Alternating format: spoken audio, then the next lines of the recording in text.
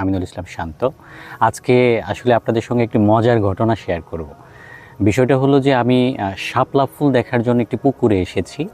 তো এসে দেখি যে মেঘনা চাইতে বৃষ্টির মতো অবস্থা। এলাম শাপলা দেখতে, এসে দেখি সারা পুকুর জুড়ে ফুটে আছে পদ্ম ফুল।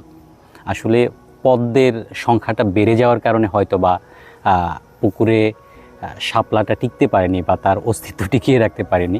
জানি না এখানে উদ্ভিদদের আসলে প্রক্রিয়াতে কী ঘটেছে। তবে যাই হোক, এখানে এসে আসলেই পদ্ম ফুল দেখে বিমোহিত হচ্ছি। পদ্ম একটি কন্দ জাতীয় জলজ উদ্ভিদ। পদ্ম ফুল বর্ষা মৌসুমে ফুটতে শুরু করে।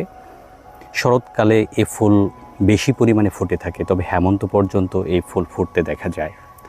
ফুলটি সাধারণত দিনের বেলায় ফোটে। এই যে এখন যে দেখতে পাচ্ছেন, ফুলের পাপড়িগুলো চমৎকারভাবে চারপাশে ছড়িয়ে রেখেছে। তবে রাতের বেলায় এরকমটা থাকবে না, এই পাপড়িগুলো সংকুচিত হয়ে যাবে।